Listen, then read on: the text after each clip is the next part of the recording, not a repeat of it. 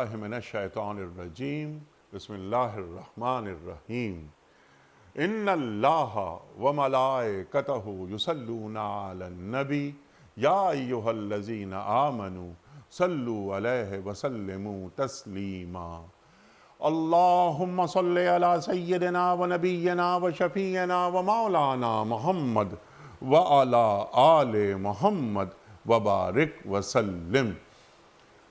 محترم خواتین و حضرات، السلام علیکم۔ پیام صبح کے ساتھ ایک بار پھر حاضر میں ہوں آپ کا میزبان انیق احمد۔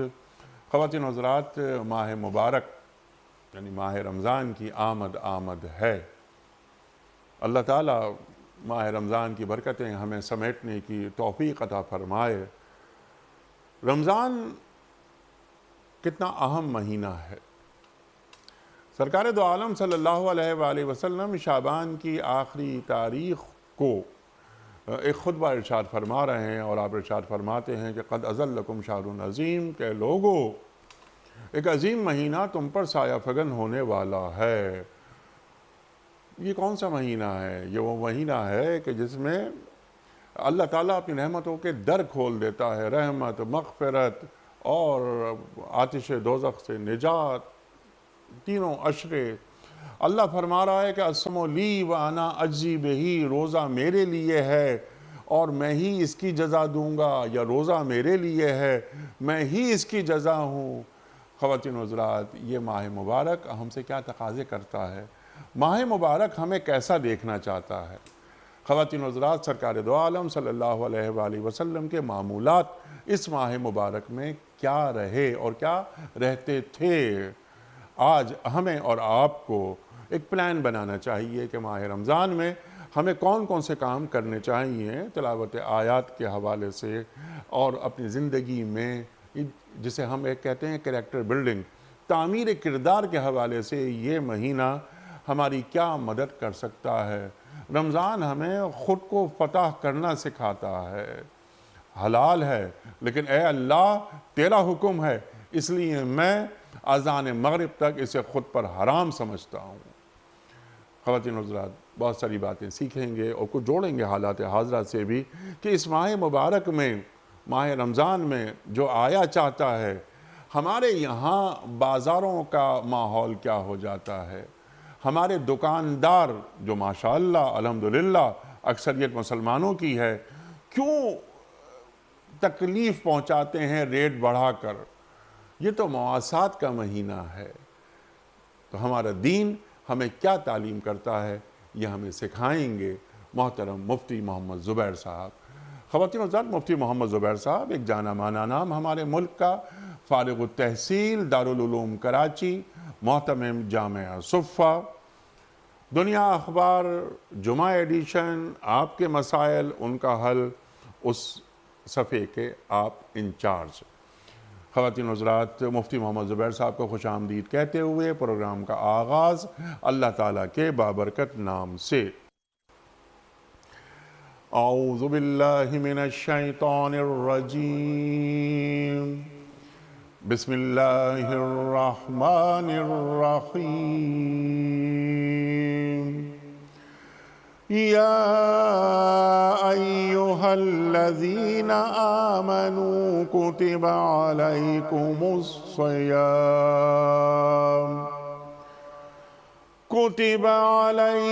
الصیام کما کتب علی الذین من قبلکم لعلکم تتقون۔ صدق اللہ العظیم۔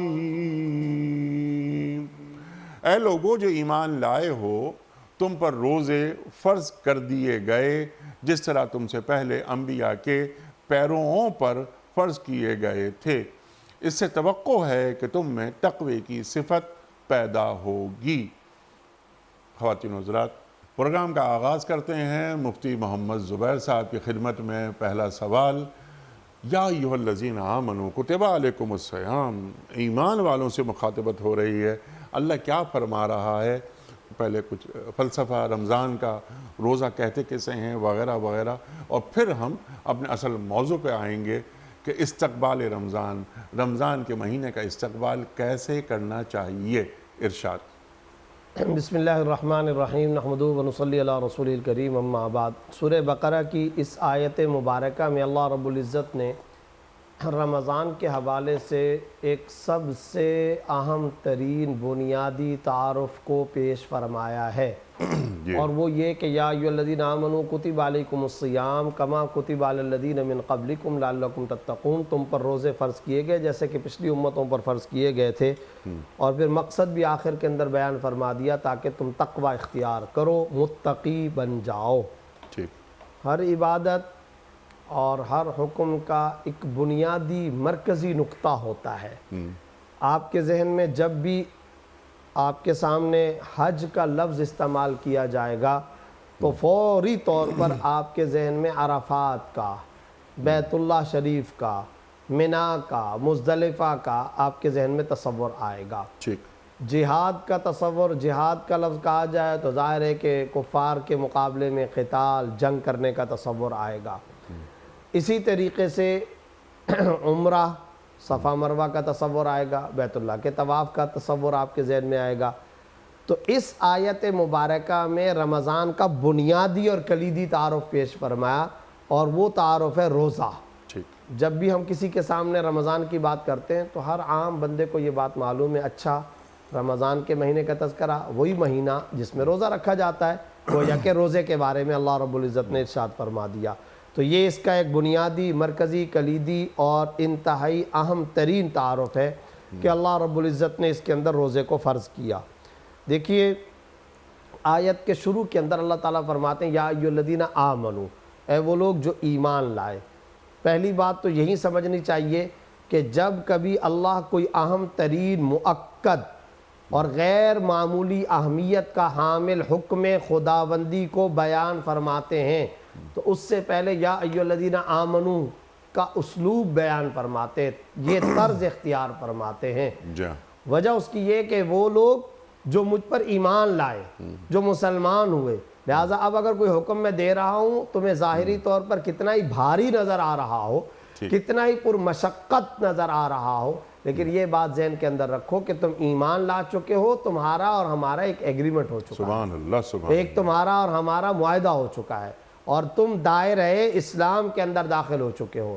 اور جب تم نے تمام کے تمام معبودان باطلہ سے نظر ہٹا لی، دنیا کے کج کلا اور بادشاہوں سے تم نے اپنی نظروں کو ہٹا لیا، کسی کو اللہ کے ساتھ تم نے شریک نہیں ٹھہرایا، یہ ایک ایگریمنٹ ہمارے ساتھ کیا، محمد الرسول اللہ صلی اللہ علیہ وسلم کو تم نے خاتم النبیین مان لیا، اور عقیدہ آخرت پر تم آ گئے، عقیدہ تسلیم قرآن پر تم آ چکے، قرآن کریم کو تم مانتے ہو، ایمان لاتے ہو، تو پھر جب ایمان لا چکے، ایمان کے یہ سارے تقاضے تم نے پورے کر لیے، تو پھر اب جو حکم ہم تم کو دیں گے اس حکم کے اندر کسی قسم کی مشقت نہیں ہونی چاہیے اور کسی قسم کا پس و پیش نہیں ہونا چاہیے۔ چنانچہ پہلے تو یہ فرمایا کتب علیکم الصیام، اگر اللہ تعالیٰ یہی ارشاد فرما دیتے علیکم الصیام تو بھی کافی تھا، کتب علیکم الصیام تو بھی کافی تھا، لیکن آگے آپ اللہ کی شفقت خداوندی دیکھیے، کما کتب علی الذین من قبلکم، یہ کام پہلے تم نہیں کر رہے، تم سے پہلے بھی کئی سارے لوگوں پر یہ روزہ فرض کیا گیا، اگرچہ اس کی شکلیں مختلف تھیں، مختلف انداز تھے، مختلف اطوار تھے، لیکن یہ پہلی مرتبہ تم پر واجب نہیں ہو رہا بلکہ یہ پہلی امتوں پر بھی واجب ہے۔ یہ شفقتاً اللہ رب العزت نے اگلا جملہ ارشاد فرمایا، ورنہ جب اللہ رب العزت ہمارا خالق اور ہمارا معبود حقیقی، وہ مالک و رازق، ہم مرزوق، ہم مخلوق، ہم عابدین، ہم جب اللہ رب العزت کے سامنے جھکنے والے، تو بس جب اللہ کا آرڈر آ گیا، حکم آ گیا تو ہمیں اوبے کرنا ہے، ہمیں اس کو ہر صورت کے اندر ماننا ہے۔ لیکن شفقتاً اللہ رب العزت نے تسلی کے لیے یہ کلام ارشاد فرمایا، کما کتب علی الذین من قبلکم، جیسا کہ تم سے پہلے لوگوں پر بھی فرض کیا گیا۔ اور آخر میں اللہ رب العزت نے کیا خوبصورت غرض و غایت بیان فرمائی، لعلکم تتقون، تاکہ تم تقوی دار ہو جاؤ اور تقوی اختیار کرو۔ یہاں کئی نکات ہیں جو ہمارے سامنے آ رہے ہیں، لیکن میں زیادہ تفصیل کے بجائے آپ کے اگلے سوال کی طرف آؤں گا۔ پہلے تو میں صرف یہ نکات میں سے چند باتیں ذکر کرتا ہوں۔ پتہ چلا کتب علیکم الصیام جو حکم دیا جا رہا ہے، اس کا تقوی میں سب سے زیادہ دخل ہے۔ تقوی اس سے زیادہ حاصل ہوتا ہے اور تقوی کی ترتیب اس سے زیادہ حاصل ہوتی ہے. چونکہ یہ بالکل ابتدائی پروگرام ہے اور قرآن کریم کا جب یہ اسلوب سامنے آیا کہ رمضان کا تعارف ہے روزہ، روزے کا مقصود ہے تقوی، تو مناسب معلوم ہوتا ہے کہ ہم اسی پہلے ہی لمحے کے اندر تقوی کا عوامی ذہنی سطح کے مطابق مفہوم بھی پیش کر دیں کہ یہ تقوی کس کو کہتے ہیں. یہ اصطلاح، یہ ٹرم تو قرآن کریم کی ہے، کہتے کس کو ہیں تقوی. اس سلسلے میں یہ بات میں بالکل عوامی گراس روٹ لیول کے حساب سے جو بات کرنا چاہتا ہوں وہ یہ ہے کہ دیکھیں اس کا بھی بڑا خوبصورت تعارف حضرات صحابہ کرام رضی اللہ تعالیٰ عنہ اجمعین کے مکالمے کے اندر موجود ہے. وہ کیا؟ حضرت ابی بن کعب رضی اللہ تعالیٰ عنہ ایک مرتبہ بیٹھے ہیں، مفسر قرآن ہیں اور قرآن کریم کا اللہ رب العزت نے ان کو علم عطا فرمایا، اور ایک روایت کے مطابق ابن مسعود رضی اللہ تعالیٰ عنہ مجلس لگی ہے. حضرت فاروق اعظم رضی اللہ تعالیٰ عنہ ان سے پوچھتے ہیں کہ یہ بتائیے کہ قرآن کریم میں جا بجا تقوی کا ذکر ہے. آپ کو معلوم ہے قرآن کریم کے کئی مقامات پر تقوی کو اللہ رب العزت نے ذکر کیا، اور واتقون آخر کے اندر نون ہے، اس کے نیچے کسرہ ہے، واتقونی یعنی مجھ سے ڈرو، وَتَزَوَّدُوا فَإِنَّ خَيْرَ الزَّادِ التَّقْوَىٰ حج کے ضمن کے اندر تقوی کو بیان کیا گیا. وَمَنْ يُعَظِّمْ شَعَائِرَ اللَّهِ فَإِنَّهَا مِنْ تَقْوَى الْقُلُوبِ سورہ حج آیت نمبر 32 کے اندر بھی تقوی کا اللہ نے ذکر فرمایا. جہاد کا مقصود تقوی، نماز کا مقصود تقوی، روزے کا مقصود یہاں پر آ گیا تقوی، شاعر کی وجہ شاعر اسلام کی تعظیم تقوی، حتیٰ کہ قربانی کے بارے میں آپ کو معلوم ہے لَن يَنَالَ اللَّهُ لُحُومُهَا وَلَا دِمَاؤُهَا وَلَٰكِن يَنَالُهُ التَّقْوَىٰ مِنكُم. گوشت پوشت نہیں پہنچتا لیکن تقوی پہنچتا ہے. تو حضرت عمر رضی اللہ تعالیٰ نے سوال کیا کہ آپ مفسر قرآن ہیں، تقوی جو ٹرم بار بار استعمال ہو رہی ہے اس کا مفہوم کیا ہے؟ انہوں نے جواب میں کہا امیر المومنین یہ بتائیے آپ کا گزر کبھی ایسی گھاٹی تنگ وادی سے ہوا جس کے دائیں بائیں جھاڑیاں ہوں، کانٹے لگے ہوئے ہیں، جھاڑیاں ہیں؟ انہوں نے فرمایا کئی دفعہ. تو فرمایا کہ اچھا جب آپ گزرتے ہیں تو طریقہ کیا ہوتا ہے، کس طرح گزرتے ہیں؟ حضرت عمر رضی اللہ تعالیٰ نے فرمایا میں اس طرح گزرتا ہوں، کپڑوں کو سمیٹ لیتا ہوں، چادروں کو سکیڑ لیتا ہوں اور اپنے بدن کو سکیڑ کر بچا کے دائیں بائیں سے ان جھاڑیوں کے درمیان سے نکل جاتا ہوں. انہوں نے فرمایا امیر المومنین تقوی کی تعریف ہو گئی. وہ کیسے؟ کہا کہ بس جس طرح تنگ وادی سے گزرتے ہوئے آپ اپنے جسمانی لباس کو، اپنے وجود اور اپنے جسم کو کانٹوں جھاڑیوں سے بچا بچا کے اس وادی راستے تنگ گھاٹی سے اپنے آپ کو نکال لیتے ہیں. اب وہاں تھا کپڑوں کی چادر کا معاملہ، یہاں ہے ایمان کی چادر کا معاملہ کہ یہ زندگی تنگ گھاٹی کی طرح ہے. اس تنگ گھاٹی میں دائیں بائیں، وہاں کانٹے تھے، یہاں دائیں بائیں گناہوں کی دعوت ہے، یہاں دائیں بائیں نظروں کے تیر ہیں، یہاں دائیں بائیں دل دماغ کو متاثر کرنے والے زہریلے اثرات ہیں، روحانیت کو تباہ کرنے والے دائیں بائیں آپ کے سامنے اس طرح کے کئی مناظر آئیں گے. اب آپ اپنی آنکھوں کو، اپنے کانوں کو، اپنے دماغ کو، اپنے دل کو، اپنے ایمان کو بچا کر ان جھاڑیوں اور کانٹوں اور گناہوں سے بچا کر کے یہ زندگی کی گھاٹی عبور کریں اور قبر تک پہنچ جائیں محفوظ طریقے سے. اسے تقوی کہا جاتا ہے. سبحان اللہ. اور یہ تو ہو گئی تقوی کی تعریف. انسان گناہوں سے بچ جائے، سادہ لفظوں میں زندگی ایسے گزارے انسان گناہوں سے بچ جائے.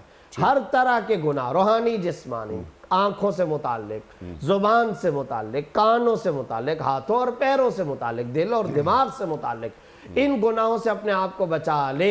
لعلکم تتقون کے اندر جو تقوی بیان کیا گیا، تقوی سے یہ مراد ہے. سبحان اللہ. اور یہ مہینہ اس تقوی کے حصول کی تیاری کا مہینہ ہے کہ تقوی مجھے حاصل کرنا ہے، اور میرے روزے، میری عبادتیں، رمضان اور قرآن کا بھی ایک خاص تعلق ہے مفتی صاحب، وغیرہ وغیرہ بہت ساری باتیں ہیں. سرکار دو عالم صلی اللہ علیہ وآلہ وسلم کا ارشاد کہ یہ وہ مہینہ ہے کہ جس میں ہماری نوافل کا ثواب فرض کے برابر ہو جاتا ہے، فرض کا ثواب 70 فرضوں کے برابر ہو جاتا ہے. یہ وہ مہینہ کہ جس میں قرآن کریم کا نزول ہو رہا ہے. یہ مہینہ مواسات کا مہینہ ہے. اس مہینے کے 3 اشرے ہیں: رحمت، مغفرت، آتش جہنم سے نجات. اللہ اکبر. اب ہم رمضان میں داخل ہو رہے ہیں تو ہمارے ذہن میں کیا ہونا چاہیے کہ ہم تقوی حاصل کریں جیسا کہ آپ نے فرمایا، اور جب میں شوال میں پہنچوں تو شوال مجھے بتائے کہ ہاں تم پر رمضان کے اثرات مرتب ہو گئے ہیں۔ بالکل ارشاد۔ یہ رمضان کے حوالے سے جو آپ نے فضائل بیان فرمائے اور یہ کہ اس کے اثرات ہمارے وجود اور ہمارے جسم پر پیدا ہو جائیں، ٹھیک ہے، یقیناً یہ ہے تقوی کا مقصود اور رمضان کا اصل مقصود۔ ٹھیک۔ میں اس حوالے سے بات کرنے سے پہلے ایک اور بات بھی ذکر کرنا ضروری سمجھتا ہوں، وہ جو تقوی سے متعلق جیسا کہ آپ نے بھی سوال میں فرمایا، مفکر اسلام مولانا سید ابو الحسن علی ندوی رحمۃ اللہ علیہ، انہوں نے ایک مرتبہ اپنے خطاب میں تقوی کا ایک اور عجیب خوبصورت پہلو ذکر کیا اور ایک اس کی خوبصورت مثال کے ذریعے سے تفہیم پیش کی۔ انہوں نے فرمایا کہ دیکھو، جب کسی کے گھر میں مہمان آتا ہے تو چھوٹے بچے کو میزبان اپنے مہمان سے ملانے کے لیے کئی دفعہ سامنے لے کر کے آتا ہے۔ جی ہاں۔ تو حضرت نے فرمایا کہ وہ جو چھوٹا بچہ ہوتا ہے، وہ جو بچہ آ کر کے بیٹھا جو تھوڑا بہت سمجھ رکھتا ہے، اس مہمان کے سامنے اس بچے کو ماں باپ تیار کر کے بھیجتے ہیں اور کچھ باتیں سمجھاتے ہیں۔ مہمان کے سامنے اس طرح سے زیادہ تم نے باتیں نہیں کرنی، مہمان کے سامنے تم نے اس طریقے سے بیٹھنا ہے، مہمان کے سامنے تم نے ٹانگیں نہیں پھیلانی، ہاتھوں کو نہیں چلانا، آواز اونچی نہیں کرنی، مہمان کے سامنے عزت کے ساتھ بیٹھنا ہے، احترام کرنا ہے، ادب بجا لانا ہے۔ یہ ایک لحاظ، یہ ایک مروت۔ مولانا علی میاں فرماتے ہیں وہ جو بچہ مہمان کے سامنے ایک لحاظ کے ساتھ بیٹھتا، وہ جو ایک مروت کے ساتھ بیٹھتا ہے، مومن کی زندگی اللہ کے سامنے اسی لحاظ اور مروت کے ساتھ گزرے، اس کو تقوی کہا جاتا ہے۔ سبحان اللہ۔ ہماری پوری زندگی ایک خاص شرم کے ساتھ گزر جاوے، ہماری پوری زندگی ایک خاص حیا کے ساتھ، ایک خاص مروت ہو، ایک خاص قسم کا مزاج لحاظ ہو۔ وہ لحاظ کون سا؟ اللہ ناراض نہ ہو جائے، اللہ کی نافرمانی نہ ہو جائے۔ یہ جو ایک لحاظ ہے، اس لحاظ کے ساتھ زندگی گزارنے کا نام ہے حیات تقوی۔ یہ رمضان دراصل اسی حیات تقوی کی ٹریننگ کا مہینہ ہے۔ اور دیکھیے، روزہ رکھنے سے تقوی کیسے آتا ہے، یہ ٹریننگ کیسے آتی ہے۔ آپ کو معلوم ہے جب انسان اتم الصیام الی اللیل، صبح صادق سے لے کر مغرب تک روزہ رکھتا ہے، یہ ڈیوریشن پیریڈ ہے، اس دوران میں کتنی مرتبہ کئی ایسے کام کرنے کا دل کرتا ہے اس روزے دار کو، مگر وہ رک جاتا ہے۔ جی۔ بند کمرہ، چلچلاتی دھوپ، شدید ترین گرمی، سخت ترین گرمی کا روزہ، اور اس گرمی کے مہینے کے اندر بند کمرے میں ٹھنڈی بوتل فریج کے اندر رکھی ہوئی ہے، دنیا کا کوئی بندہ اس کو نہیں دیکھ رہا، یہ ہاتھ بڑھا کر پانی کی طرف نہیں جاتا اور پانی کو منہ سے نہیں لگاتا، یہ ایک اللہ کے سامنے ہونے کا استحضار ہے۔ کوئی نہیں دیکھ رہا نا، اگر یہ پی لے تو کیسے پتہ چلے گا؟ یہ اعلیٰ درجے کا مخلص اور اعلیٰ درجے کا اخلاص والا بندہ یہ کام کرتا ہے۔ اسی لیے وہ جو شروع کے اندر انٹرو میں آپ نے حدیث پڑھی تھی کہ اللہ رب العزت نے حدیث قدسی میں فرمایا روزہ خاص میرے لیے، وجہ کیا ہے؟ اس کے پیچھے لاجک کیا ہے؟ وجہ اس کی یہ ہے کہ کوئی بھی آدمی سارا دن کھاتا پیتا رہے اور آپ روزے کے وقت میں افطاری کرنے کے لیے بیٹھے ہوئے، وہ اگر آ کر کے دسترخوان پہ بیٹھ جائے تو آپ کو کیسے پتہ چلے گا کہ اس کا روزہ نہیں ہے؟ ٹھیک ہے، آپ کو تو نہیں پتہ چل سکتا۔ یہ تو صرف اللہ کا اور بندے کا معاملہ ہے۔ نماز کا پتہ چلتا ہے، حج کا پتہ چلتا ہے، آنا جانا اٹھنا بیٹھنا، عبادات رسومات آپ کے سامنے، افعال صلاۃ اس نے ادا کی، ارکان نماز ادا کی، جہاد کا پتہ چلتا ہے، سخاوت کا پتہ چلتا ہے، صدقے کا پتہ چلتا ہے، زکوٰۃ کا پتہ چلتا ہے، قتال کا پتہ چلتا ہے، خیرات کا پتہ چلتا ہے۔ روزہ ایسی چیز ہے جس کا کبھی بھی پتہ نہیں چل سکتا، بندہ اور خدا کے ساتھ یہ ایک راز کا معاملہ ہے، یہ ایک راز و نیاز کا گہرا حقیقی تعلق ہے۔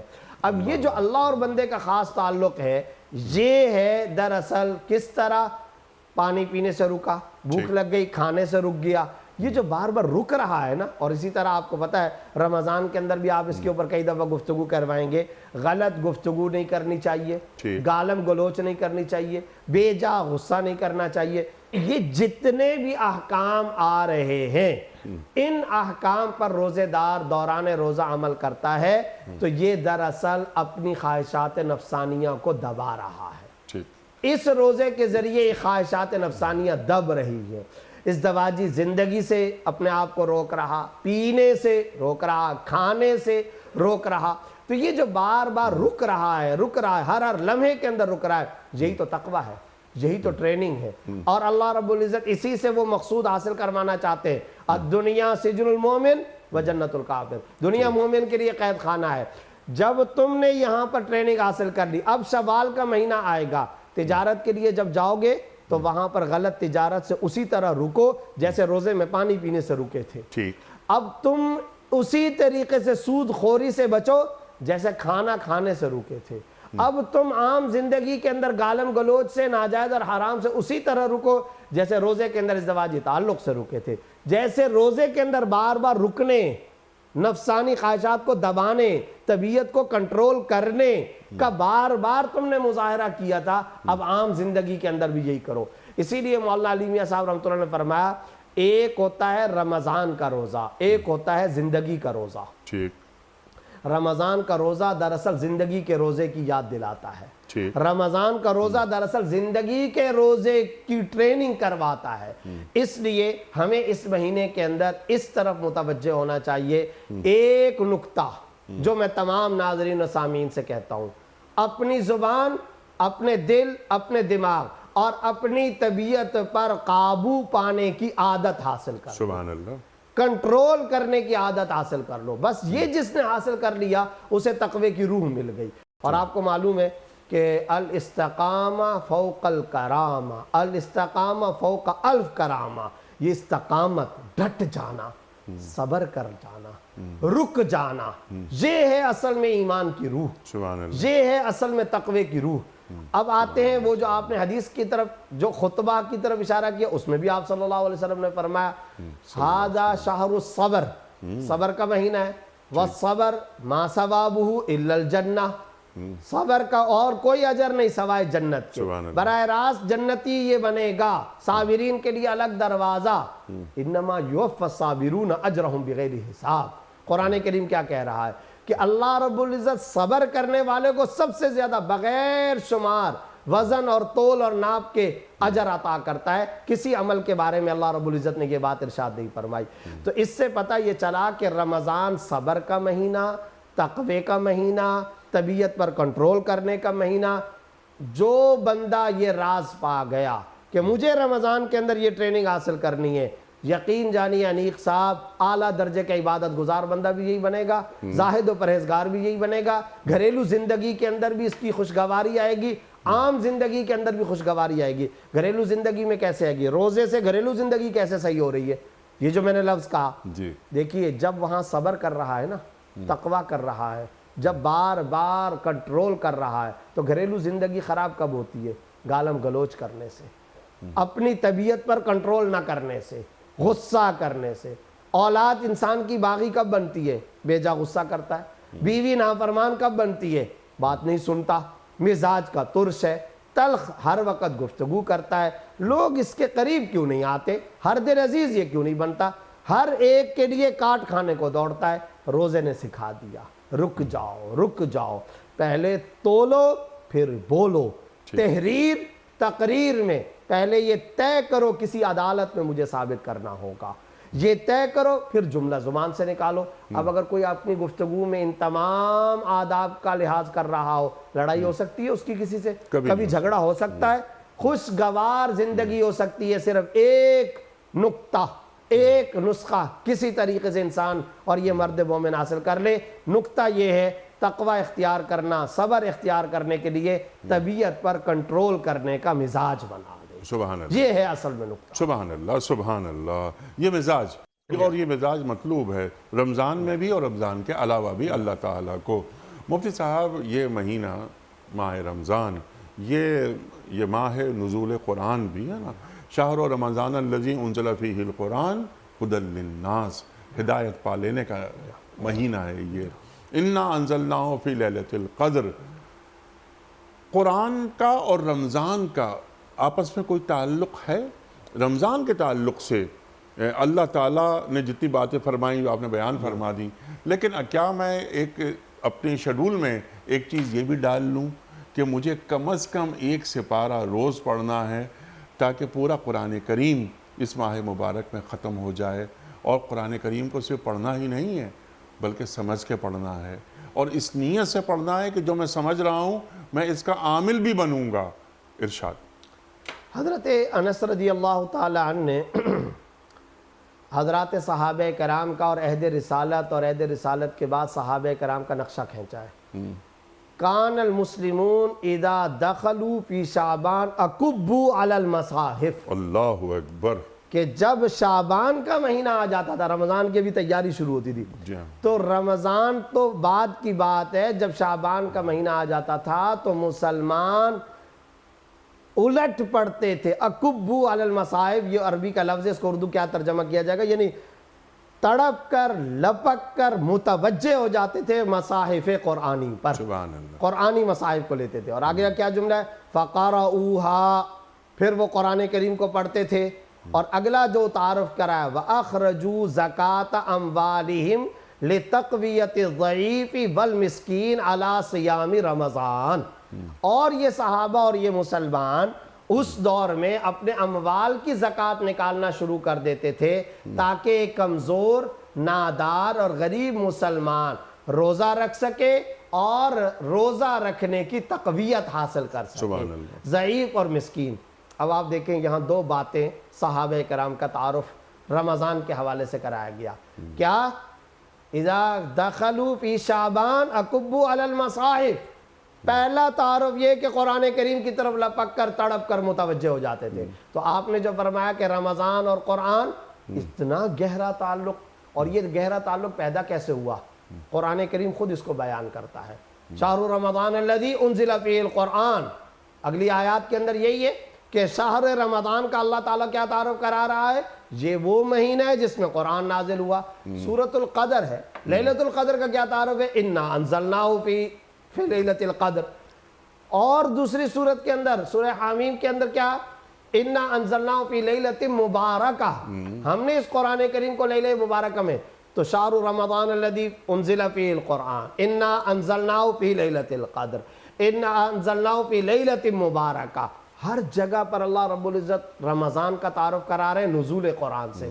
تو پتہ یہ چلا کہ رمضان اور قرآن لازم ملزوم، رمضان اور قرآن لازم ملزوم۔ بخاری کی روایت کے اندر کیا آتا ہے، رمضان کے مہینے میں حضرت جبریل امین تشریف لاتے تھے اللہ اکبر۔ اور مسجد نبوی میں تشریف لاتے تھے، اور رسول اللہ صلی اللہ علیہ وسلم سے قرآن کا دور کرنے کے لیے تشریف لاتے تھے، اللہ اور قرآن کریم کا دور فرماتے تھے۔ اور آخری جو رمضان تھا، بخاری کی روایت کے اندر آتا ہے، اس میں ایک نہیں 2 مرتبہ دور کیا ہے آپ صلی اللہ علیہ وسلم نے حضرت جبریل امین کے ساتھ۔ یہ ہے قرآن کریم کا حقیقی معنی کے اندر حق ادا کرنا۔ آپ نے فرمایا کہ کم از کم 1 سپارہ، تو میں عرض کرتا ہوں بالکل صحیح ہے، بالکل درست ہے، 1 سپارہ۔ لیکن ایک بات ساتھ میں اور بھی ذکر کر دوں، یہ جو آپ اور ہم ذکر کر رہے ہیں نا کہ 1 سپارہ، آدھا سپارہ، یہ کم سے کم ہے، یہ اتنا کم سے کم ہے، اتنا کم سے کم ہے کہ محترم انیق صاحب، میں آپ کی خدمت میں یہ گزارش پیش کرتا ہوں، حیرت ہوتی ہے اولیاء کرام اور صحابہ کرام کے مشغلہ قرآنی کو دیکھ کر کہ وہ رمضان میں کس طرح کا رویہ اختیار کرتے تھے۔ امام ابو حنیفہ رحمۃ اللہ علیہ کے حالات زندگی میں کیا لکھا ہے، فجر کی نماز سے رات تک 1 قرآن کریم، رات سے لے کر کے صبح تک 1 اور قرآن کریم، پورا دن قرآن کریم کی تلاوت۔ ادھر رمضان کے 30 دن پورے ہوتے تھے، ادھر 61 یا 62 مرتبہ قرآن کی تلاوت مکمل ہوتی تھی۔ اللہ اکبر۔ حضرات صحابہ کرام کے بارے میں البدایہ والنہایہ کے اندر کیا لکھا ہوا ہے، فہرستیں تھی، فہرستیں بنائی گئی ہیں ان صحابہ کرام اولیاء کرام کی جو طواف کی حالت میں قرآن کی تلاوت مکمل کر رہے ہیں، ایک منزل سے دوسری منزل سفر کر رہے ہیں، زبان پر قرآن کریم کی تلاوت ہے، مساجد کے اندر بیٹھے، میں نے کیا بتایا، اکبو علی المصاحف، عجیب لفظ ہے، یعنی جیسے کہ سارے متوجہ ہو جاتے تھے مصاحف قرآنی کی طرف۔ اور یہ حضرت انس نقشہ کھینچ رہے ہیں، حضرت انس رضی اللہ تعالیٰ عنہ کا نقشہ۔ اندازہ لگائیے کہ آج ہماری صورتحال کیا ہے۔ ہم استقبال رمضان پر بات کر رہے ہیں، مزید بھی کریں گے، لیکن میں آپ کو ایک نقطہ یہاں پر اپنے احوال کے حوالے سے ذکر کر دوں۔ 2 سال پہلے ایک باقاعدہ ٹی وی چینل پر یہ انٹرویو لیا گیا کہ مسلمان سوشل میڈیا کے آنے کے بعد کون سے مہینے میں سب سے زیادہ سوشل میڈیا استعمال کرتے ہیں، دکھ کے ساتھ کہنا پڑتا ہے وہ رمضان کا مہینہ ہے۔ اس میں سب سے زیادہ فیس بک کا، یوٹیوب کا، سوشل میڈیا کا استعمال۔ آپ بتائیے یہ ہمارے نوجوانوں کا، یہ آپ نے خود دیکھا ہوگا انیس صاحب، ہمارے بڑے سارے کے سارے ہمیں یہ بتاتے ہیں کہ رمضان کے مہینے کے اندر گھروں کے مناظر کیا ہوتے تھے، مساجد کے مناظر کیا ہوتے تھے۔ ظہر کی نماز پڑھنے کے لیے نوجوان گئے، اور وہ نوجوان جو محلے، ٹاؤن اور علاقے اور بستی اور دیہات کے نوجوان ظہر اور عصر کی نماز پڑھنے کے لیے مسجد جاتے تھے، مسجد سے باہر کوئی نمازی نہیں نکلتا تھا، وہ سارے کے سارے وہاں بیٹھ کر قرآن کریم کی تلاوت کیا کرتے تھے، اور گھنٹوں بیٹھ کر کے تلاوت کیا کرتے تھے۔ یہاں تک کے مناظر بھی دیکھے ہم نے خود اپنے بچپن کے اندر، کوئی لمبا زمانہ نہیں، ہم نے اپنے بچپن کے اندر کیا دیکھا کہ وہ وہاں پر تلاوت کر رہے ہیں، دوران تلاوت اگر کچھ تھکاوٹ ہو گئی ہے تو مسجد میں لیٹ جایا کرتے تھے، قرآن کریم کا صحیفہ مصحف قرآنی تپائی پر ڈیسک کے اوپر رکھ کر کے سائڈ پر ہو کر کے کچھ دیر کے لیے سستا لیا کرتے تھے۔ یہ مساجد کے مناظر ہوتے تھے، اور گاؤں، محلہ، ٹاؤن، علاقہ، چاہے پوش ایریا ہو، چاہے کوئی بستی اور جنگلی ایریا کیوں نہ ہو، نوجوانوں کے درمیان میں اس میں بحث کیا ہوتی تھی، میرے اتنے سپارے ہو گئے، تمہارے کتنے سپارے ہوئے، میں نے اتنے قرآن ختم کر لیے، تم نے کتنے قرآن کریم ختم کر لیے۔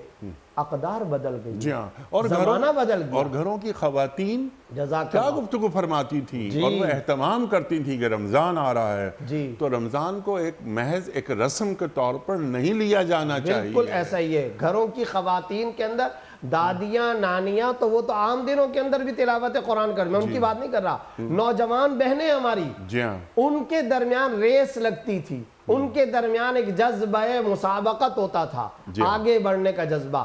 پڑوس کے اندر کیا گفتگو ہو رہی ہوتی تھی، میرے اتنے سپارے ہو گئے، تمہارے کتنے سپارے ہوئے، میں نے اتنے مرتبہ قرآن ختم کر لیا، تم نے کتنے مرتبہ ختم کر لیا۔ ساری قدریں مٹ گئی ہیں، سارے کا سارا مزاج تبدیل ہو گیا ہے۔ تو آج ضرورت اس بات کی ہے کہ ہم دوبارہ سے اس مزاج کو تازہ کریں، ان اصل حقیقی روحانی دینی اسلامی اور اپنی خاندانی اور مشرقی روایات کو تازہ کریں، اسی میں ہمارے لیے بقا ہے۔ وہ دور برکت والا اسی لیے تھا۔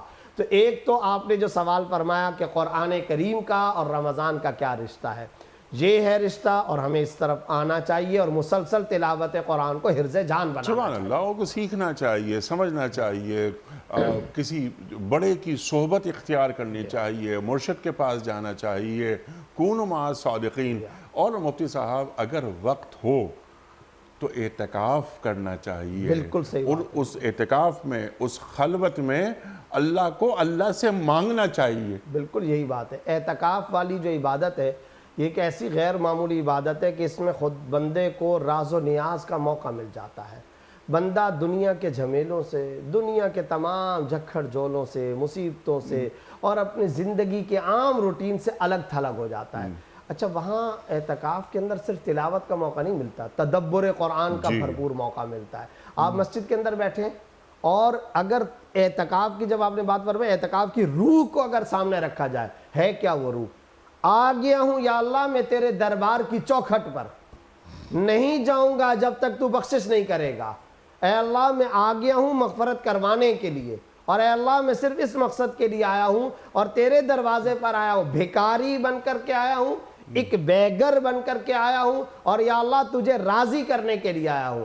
دنیا کے اندر ہم کیا وتیرہ دیکھتے ہیں، کوئی اگر کسی کے پیر پکڑ لے، کوئی اگر کسی کے ساتھ چپک جائے، لپٹ جائے، آخر کار وہ اس کی ڈیمانڈ پوری کر لیتا ہے۔ اللہ کی ذات تو سخی ذات ہے، وہ تو احکم الحاکمین، شہنشاہ، وہ غنی ذات، اللہ غنی انتم الفقراء، وہ غنی ہے تم فقراء ہو۔ تو اگر ہم بھکاری اور فقیر بن کر کے اس در پر جائیں گے، جو اس در کا بھکاری قسمت کا سکندر ہے، یہاں اگر ہم گئے اور بھکاری بن کر کے اپنے آپ کو رکھا، اور اسی لیے ہم گئے کہ یا اللہ میں بخشش اور مغفرت کرانے کے لیے آیا ہوں۔ انیق صاحب معتکف ابھی اعتکاف سے نکلتا نہیں ہے، مسجد سے باہر قدم نہیں رکھتا، وہ توبہ اور خدا سے راز و نیاز کے ذریعے اپنے کبیرہ گناہ بھی معاف کروا چکا ہوتا ہے۔ یہ اتنی عظیم الشان اور جلیل القدر عبادت ہے، اللہ رب العزت اس کی توفیق عطا فرمائے۔ اس کے ساتھ ساتھ وہ جو آپ نے استقبال خطبہ، استقبال رمضان کے حوالے سے، تو پروگرام نام مکمل ہوگا، یہ خطبہ بہقی کے اندر بھی آیا ہے، ترغیب و ترہیب کے اندر بھی آیا ہے، بلکہ میں اس خطبے سے بھی پہلے ترغیب و ترہیب کے اندر، اور اسی طرح علامہ منذری رحمہ اللہ وغیرہ نے بھی یہ روایت اور حدیث نقل کی ہے۔ آپ صلی اللہ علیہ وسلم تشریف فرما، صحابہ کی مجلس، فرمایا ماذا یستقبلکم وتستقبلون، تم لوگوں کا کون سی چیز استقبال کر رہی ہے اور تم کس چیز کا استقبال کر رہے ہو، کون تمہارا استقبال کر رہا ہے اور تم کس چیز کا استقبال کر رہے ہو، یہ سوال کر دیا، دریافت فرمایا۔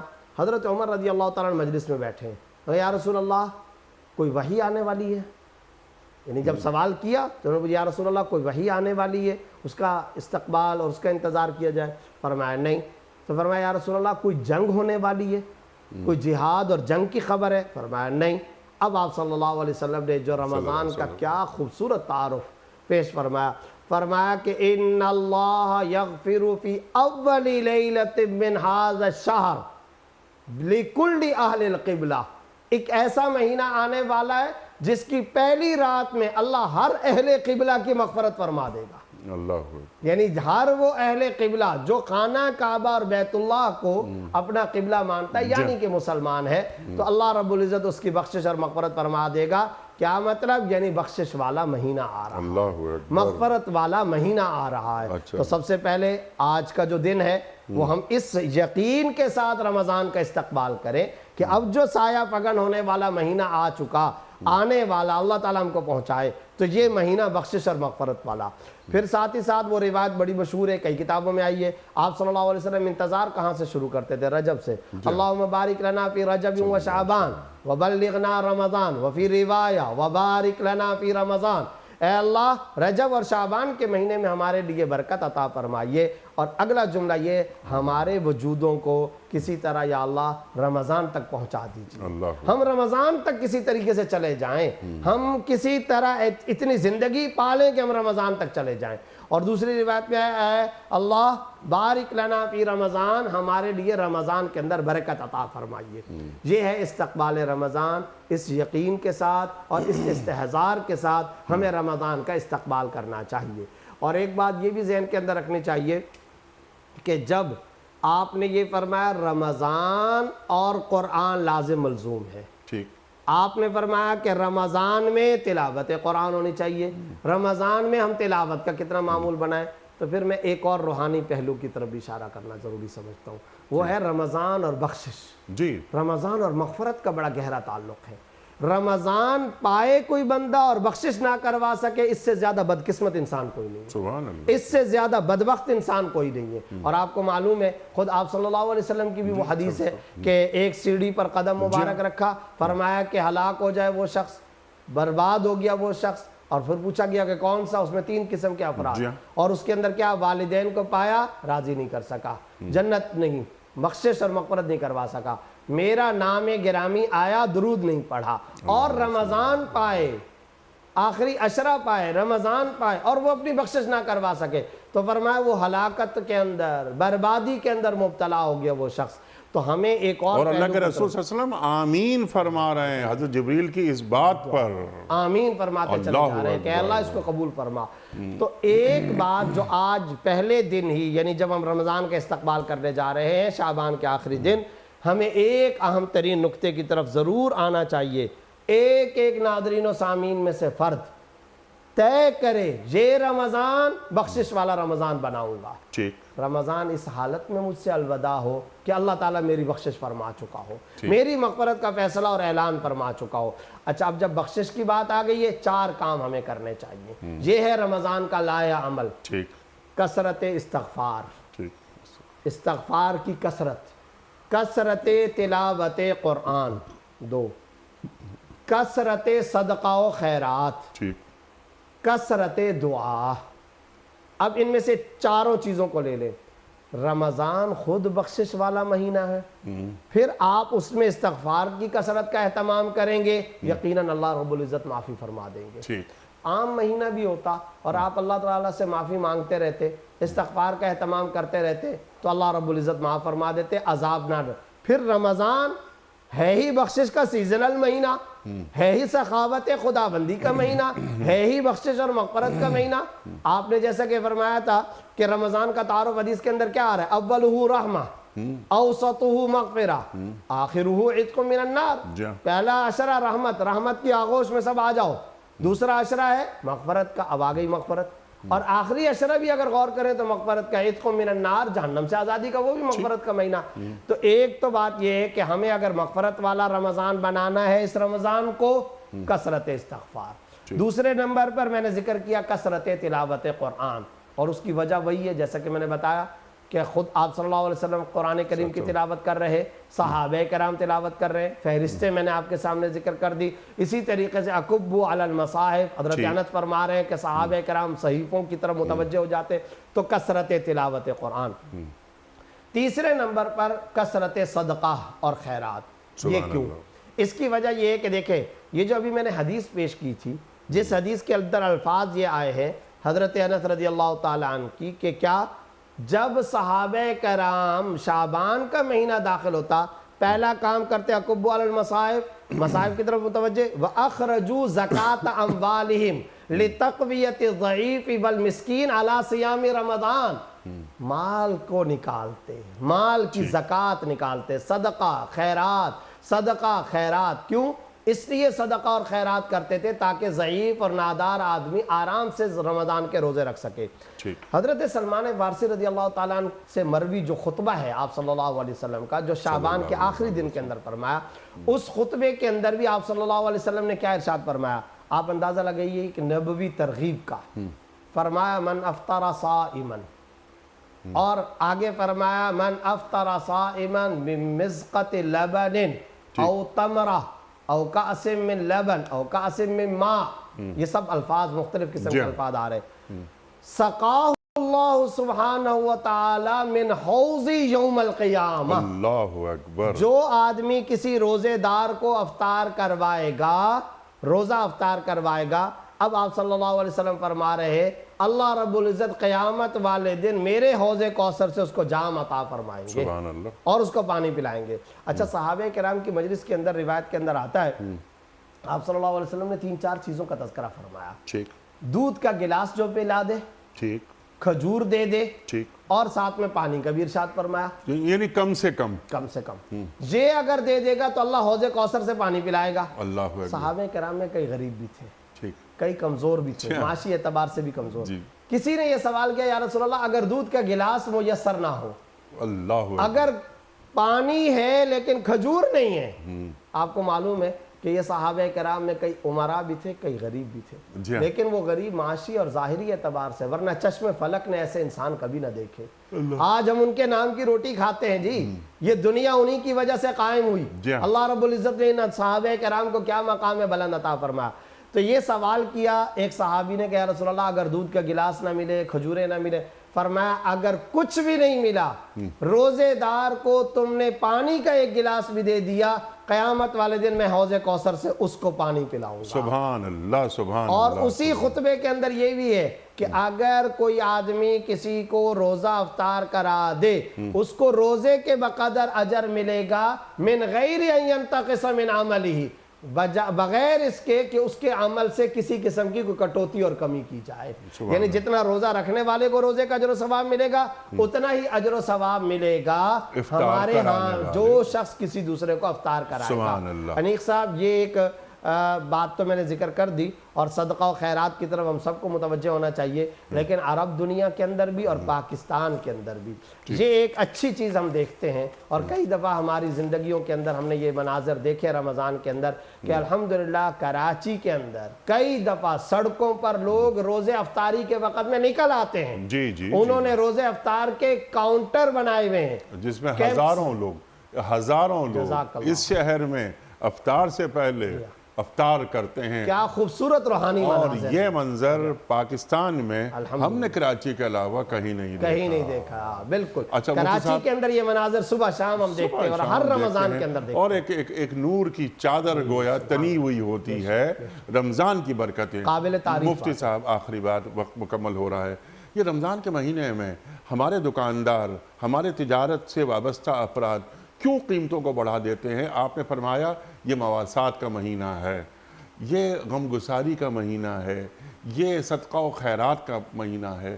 ہم دیکھتے ہیں اور ہم دیکھتے ہوئے چلے آ رہے ہیں، وہ چیز جو 1000 کی ہوتی ہے وہ رمضان میں 3000 کی ہو جاتی ہے اور بک جاتی ہے۔ یہ مسلمان، یہ روزے دار وضو کے قطرے ٹپکتے ہیں اور ہم جا کے دیکھتے ہیں یہ دکاندار یہی چیز شعبان میں 1000 کی دے رہا تھا، اب یہی کھڑا ہوا جو نمازیں پڑھ رہا ہے، روزہ رکھ رہا ہے، لیکن 3000 کی دے رہا ہے۔ تو ذرا انہیں کچھ نصیحت فرمائیے۔ بہت اہم بات کہی، روزہ افطار کرانا اور صدقہ خیرات کرانا ہمارے سماج اور ہماری سوسائٹی کا حسین چہرہ، اور یہ جو قیمتیں بڑھا دینا یہ ہماری سوسائٹی اور سماج کا قبیح چہرہ، جی انتہائی افسوس کی بات ہے۔ حضرت سلمان فارسی رضی اللہ تعالیٰ عنہ والے اسی خطبے کے اندر آپ صلی اللہ علیہ وسلم نے فرمایا ہوا شہر المواسات یزاد فی رزق المؤمن، یہ مواسات کا، غمگساری کا مہینہ، ایک دوسرے سے مدد و نصرت کا مہینہ، اس میں مومن کا رزق بڑھا دیا جاتا ہے، اللہ برکت عطا فرماتا ہے۔ افسوس کے ساتھ کہنا پڑتا ہے عیسائی یوکے کے اندر وہاں کے بازار میں اپنے کرسمس اور تہواروں کے موقع پر پیپسی کی قیمت بڑھاتا نہیں، کم کرتا ہے، سیلیں لگاتا ہے۔ یہاں پر مسلمان رمضان کے مہینے میں کھجور کو مہنگا کر دیتا ہے، یہ کتنے دکھ کا مقام ہے، کھجور تک کو مہنگا کر دیتا ہے، کھجور تک کو مہنگا کرتا ہے، فروٹ کا معاملہ ہے، سبزی کا معاملہ ہے، ضروریات زندگی کی اشیاء، راشن وغیرہ۔ تو میں یہ کہنا چاہتا ہوں کہ ہمیں اس رویے کو ختم کرنے کی ضرورت ہے۔ کیوں متوجہ ہو جاتے ہیں اس موقع پر کمشنر، میونسپل کمیٹیاں، حکومتی اہلکار، پولیس کی انتظامیہ؟ ارے ہم میں سے ہر ایک کے اندر یہ روح کیوں نہیں پیدا ہوتی؟ خدا کی قسم کھا کر کے کہتا ہوں، آپ مدد اور نصرت کی نیت سے ٹھیلا لگائیے، آسمان سے اللہ رزق اتارے گا، برکت آئے گی، یہ برکت آپ اپنی آنکھوں سے مشاہدہ کریں گے۔ لیکن ایک مرتبہ اس طرف آ جانا چاہیے، ہمیں قیمتیں نہیں بڑھانی چاہیے، کم کریں، کم کریں۔ نہیں کرتے تو کم از کم جو معمولات زندگی کے مطابق عام مہینوں میں جو قیمتیں تھیں اس مہینے میں وہی قیمتیں رکھیں۔ مفتی صاحب میں آپ کا بڑا ممنون، بڑا شکر گزار، استقبال رمضان کے حوالے سے یہ خصوصی پروگرام خواتین و حضرات ہم نے پیش کیا آپ کی خدمت میں، اور ہمیشہ کی طرح آج بھی ہم نے مفتی زبیر صاحب سے بہت سیکھا۔ قد اذلکم شہر عظیم، خطبہ سرکار دو عالم صلی اللہ علیہ وآلہ وسلم کا جو آپ شعبان کی آخری تاریخ کو عطا فرما رہے ہیں۔ گفتگو میں کئی بار آیا یا ایھا الذین آمنوا کتب علیکم الصیام کما کتب علی الذین من قبلکم لعلکم تتقون۔ قرآن کریم کی یہ آیت سورہ بقرہ 183 نمبر آیت، یہ ہم سے کیا مخاطبت کر رہی ہے؟ مفتی صاحب نے تفصیلاً گفتگو فرمائی۔ اللہ تعالی ہمیں قرآن کریم سے اور اس ماہ مبارک سے برکتیں کشید کرنے کی توفیق عطا فرمائے، ہمارا رخ بالکل سیدھا ہو اللہ کی جانب، اور اس ماہ مبارک میں ہم بہت دعائیں مانگیں، اور ایک دعا ضرور یہ مانگیں کہ اے اللہ میں تیری طرف آ گیا ہوں، میں تجھ سے تجھ کو مانگتا ہوں۔ اپنے میزبان انیق احمد کو کل تک کے لیے اجازت دیجیے، خدا حافظ۔ پروردگار